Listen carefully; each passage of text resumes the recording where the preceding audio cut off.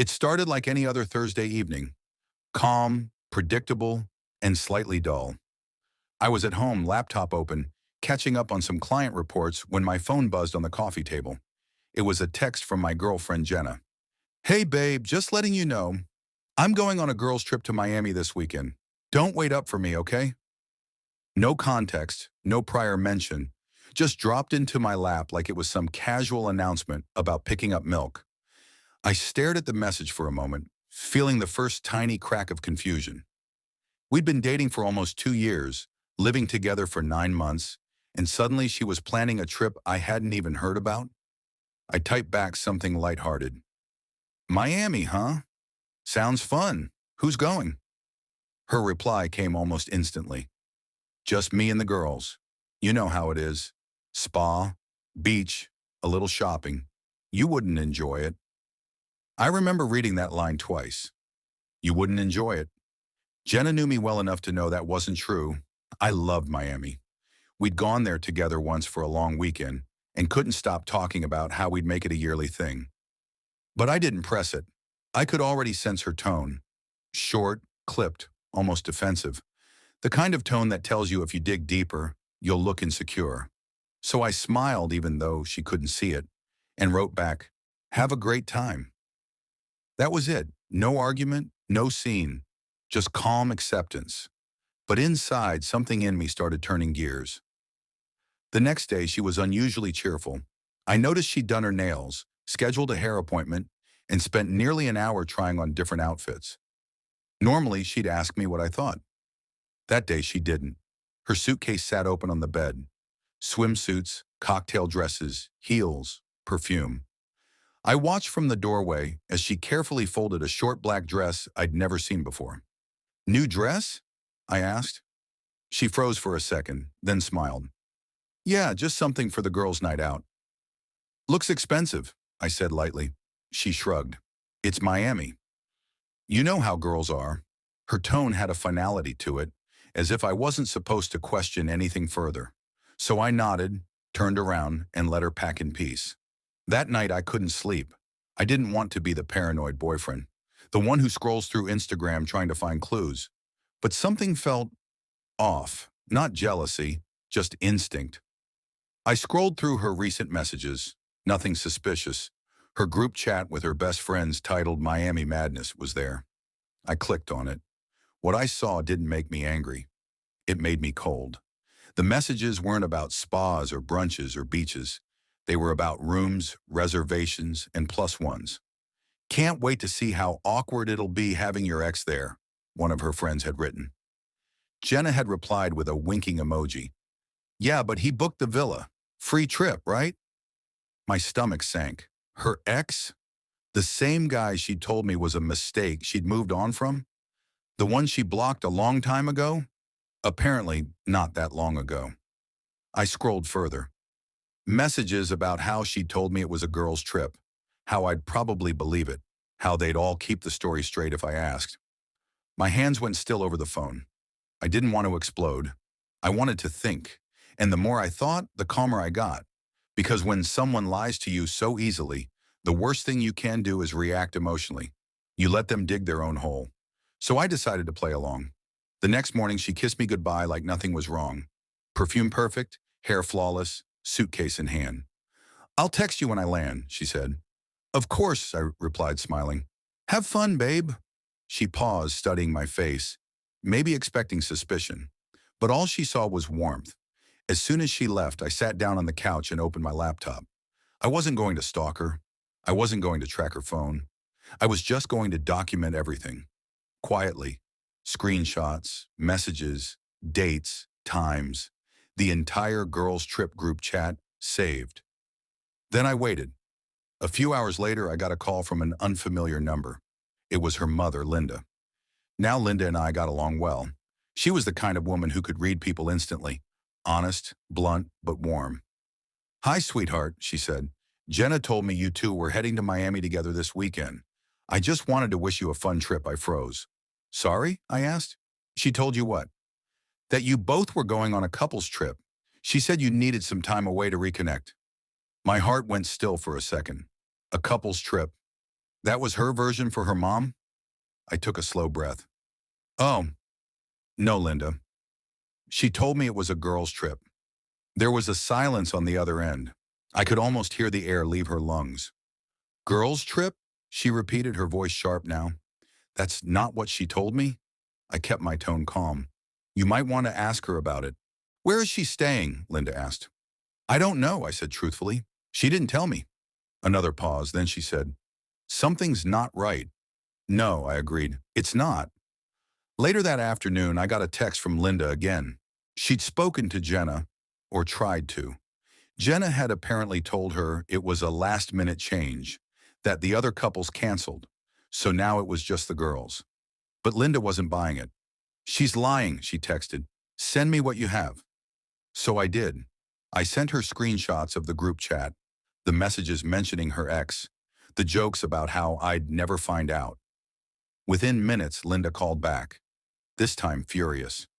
I can't believe this, she said. She's embarrassed you. She's embarrassed me, and she thinks I'm too old to know how screenshots work. I almost felt bad for Jenna. Almost. Don't do anything rash, I told Linda. Let's just see how this plays out. But Linda wasn't the type to stay quiet. That night, I got another message, this time from Jenna. Hey, babe, we just landed. Flight was long. Going to dinner now. Miss you. I read it slowly. Dinner, huh? The timestamp showed it was nearly midnight in Miami. I didn't respond. Instead, I opened her Instagram story. There it was in the view from a rooftop restaurant. Laughter, champagne, her reflection in a glass door, and right there in the background, unmistakable, her ex Dylan. Arm around another girl, but standing close enough to her to make it clear this wasn't just a coincidence. I watched the video twice. Then I calmly locked my phone and leaned back on the couch. People think heartbreak feels like chaos. It doesn't. Sometimes it feels like clarity. And in that clarity, you stop reacting. You start preparing. By the next morning, I had everything saved. Every message, every post, every tag. Linda called again. She wanted to confront her daughter. I told her to wait until Jenna got back. Let her dig the hole deeper. Do you know what you're going to do? Linda asked. Not yet, I said, but I know how to end it. She sighed. You're a good man. She doesn't deserve that I didn't answer, because deep down I knew this wasn't about what she deserved. It was about what I'd allowed. Trust isn't something you give freely. It's something you guard. I'd let mine be handled carelessly. And now she was going to see what it felt like when the calm one, the quiet one, finally decided to stop being blind. That night, Jenna called. Her voice was full of laughter and fake exhaustion. Hey, babe. We're so tired. Spent all day shopping. I wish you were here. I smiled into the phone. Really? Of course, she said, her tone dripping with charm. The girls miss you too. The girl, I repeated. Right? She hesitated. What's that supposed to mean? Nothing, I said lightly. Just making sure you're having fun. She laughed nervously. You sound weird. Are you mad? No, I replied smoothly. Just, thinking. About what? About trust, I said. And what happens when someone throws it away? She went silent. Babe, what are you talking about? Nothing, I said again, calm as ever. We'll talk when you're back. And before she could answer, I hung up. That night I didn't sleep either. But this time, not because of anxiety, because I was planning something better than revenge. Something honest. Something permanent. When she returned 3 days later, she walked through the door wearing sunglasses and a tan, smelling like coconut lotion and guilt. She hugged me, a little too tight. Missed you, she said. I smiled. I bet you did. She pulled back, searching my face. What's that supposed to mean? Nothing, I said. Hey, your mom called while you were gone. Her face froze. My mom? Yeah, she asked why I wasn't on the couple's trip. Her eyes darted away. Oh, that was a mix-up. I told her. I interrupted softly. No need to lie twice, Jenna. She already knows. Her mouth opened, then closed. Knows what? I walked over to the kitchen counter, opened my laptop, and turned it toward her. The screenshots, the group chat, the texts, Her mom's reply, "Send me everything." Her face went white. "You went through my messages?" she whispered. "No," I said, "you left them open." "Babe, I can explain." "I'm not your babe," I said quietly. "Not anymore." She froze, blinking rapidly, and then she said something I'll never forget. "So, what now?" I looked at her, really looked at her, and said, "Now?" Now we see what happens when truth travels faster than lies. Her phone buzzed right then. I didn't have to guess who it was. Her mom. And as she answered, face draining of color with every second, I sat down on the couch, calm as a monk. Because when someone betrays you, the greatest power isn't in anger, it's in composure. And I had plenty of that left. Her face went pale as she listened to her mother on the phone. I could hear Linda's voice faintly through the speaker, sharp, disappointed, and furious. "Don't you dare hang up on me, Jenna. You lied to me. You lied to him. You lied to everyone. How could you humiliate yourself like this?" Jenna's voice trembled. "Mom, please." "No," Linda snapped. "You told me you were going on a couple's retreat with your boyfriend. Instead, you're out in Miami with your ex? Do you have any idea how disgusting that looks?" Jenna covered her face, turning her back to me. "I just needed space." "I didn't mean for it to." "Space," Linda interrupted again. "You don't get to rewrite your actions as self-care." Jenna finally hung up, then turned to me. "You told her?" I shook my head slowly. "No, you told her when you lied. I just showed her the truth." She slumped against the counter, staring at me like she didn't recognize who I was. Maybe she didn't, because for the first time since I'd known her, I wasn't reacting. I wasn't chasing an apology. I wasn't begging to understand. I was just done. "Can we talk?" she asked finally, her voice small. "Talk," I said, folding my arms. She hesitated. "It wasn't what it looked like." I almost laughed. "Then what was it?" She looked down. "We're not together, I swear." He was just there. It was a coincidence. "A coincidence?" I asked quietly. "He just happened to be in the same villa, with your friends, on a trip you said was for girls only?" She bit her lip but said nothing. I stepped closer, not angry, just calm. "You lied, Jenna." Repeatedly. "You lied to me, to your mom, to yourself. And now you're trying to clean it up with words when the evidence is already written in pixels." Tears welled up in her eyes. "I didn't mean to hurt you." "You didn't mean to," I repeated softly. "No, you just didn't expect to get caught." Her silence said everything. For a moment the room was heavy with all the things that didn't need to be said. The air conditioner hummed. The light outside dimmed to orange. I could hear her breathing. Sharp, uneven, the sound of guilt catching up to her. Finally she whispered, "Do you hate me?" I sighed, looking at her. The woman I thought I'd build a life with. "No, I don't hate you, but I can't respect you. And love without respect doesn't survive long." She sank into a chair. "What do you want me to do?" "Nothing," I said. "You've already done it." I grabbed my jacket from the hook and headed toward the door. "Wait," she said, voice trembling. "Please don't leave." "We can fix this." I turned back slowly. "No, Jenna. You broke something that doesn't glue back together. You had trust. You had honesty. You had someone who believed every word you said. And you traded it for a weekend with an ex who booked a villa." Tears rolled down her cheeks. "I made a mistake." "We all do," I said. "But the difference is, I own mine." Then I walked out. I didn't go far, just down to the park across the street. I sat on a bench, staring at the city lights flickering on as the sun disappeared. For a while I just breathed. No anger, no heartbreak, just acceptance. People say closure comes when you forgive the other person. I think that's wrong. Closure comes when you forgive yourself for not seeing the signs sooner. I thought about the red flags, the sudden secrecy, the new passwords, the stories that didn't line up. I ignored them all because I believed in her, but belief without proof can be dangerous. I spent the night at a friend's place. He didn't ask questions, and I didn't offer any. Sometimes silence speaks louder than explanations. The next morning, my phone was full of missed calls and messages. Jenna. Please come home. Jenna. Can we talk? Jenna. I'll tell you everything. Then a final one that simply said, I messed up. I love you. But love isn't proof of loyalty. I didn't reply.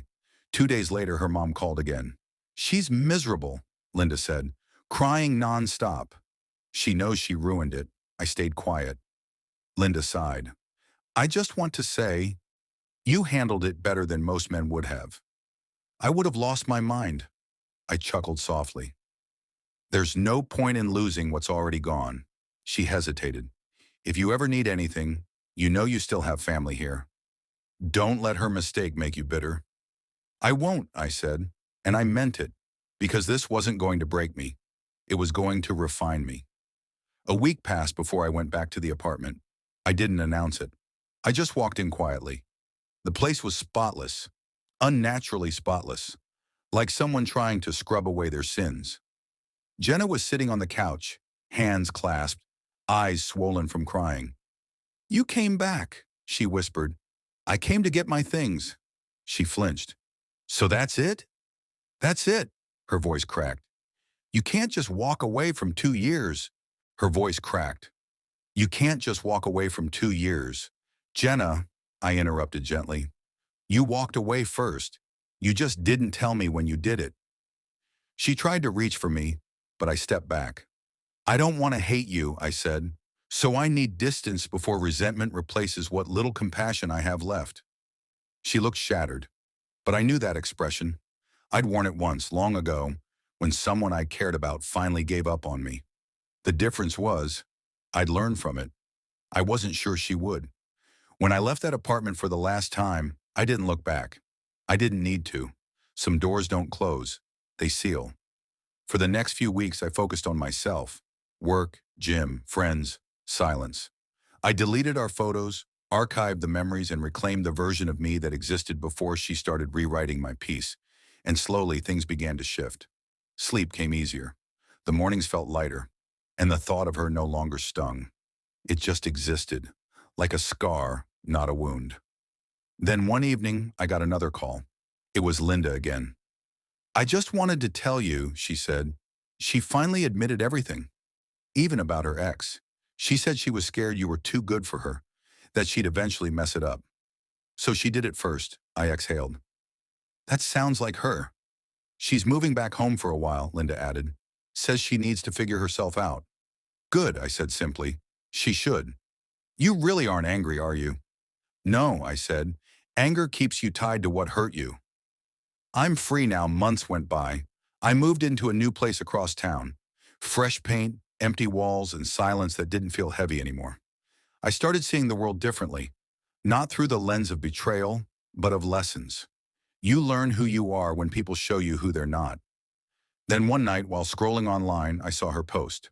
A photo of the Miami beach, captioned, "Learning the hard way that not everyone you lose is a loss." I smiled faintly. She was right. Not everyone you lose is a loss. Sometimes they're the lesson that clears your path for something real. A few months later, something unexpected happened. I ran into Linda at a cafe downtown. She spotted me first and smiled warmly. You look good, she said. Peace suits you. Thank you, I said. She hesitated. Jenna told me to apologize again. She said she still thinks about that weekend every day. I nodded. I'm sure she does, but tell her not to apologize anymore. It's done, Linda smiled sadly. You really did love her, didn't you? I looked out the window, watching the world pass by. I did. But sometimes love teaches you how to let go. We talked for a few minutes, then she left. And as I finished my coffee, I realized something. I wasn't angry. I wasn't bitter. I wasn't even nostalgic. I was grateful. Because without that heartbreak, I would have never rediscovered my boundaries. I would have never learned the strength of quiet dignity. A year later, I was in a much better place. Mentally, emotionally, financially. I'd grown, matured, and built a version of myself that didn't need validation from deceit. One evening, as I wrapped up a video call with friends, I said something I'd never said before. You know, I'm actually thankful for how it all happened. They looked surprised. Thankful? For what? For the lie, I said, because it showed me the truth, not about her, but about me. That night, as I sat on my balcony overlooking the city lights, I realized something powerful. Peace doesn't come from revenge. It comes from reclaiming your story. And I had. So if you're watching this right now, from wherever you are, know this. Sometimes betrayal isn't the end of your story. It's the turning point that brings you back to yourself. And if this story reaches you, if it helps you see something you needed to see, then I'd love to know. Tell me from where you're watching, because it still amazes me how far these stories can travel.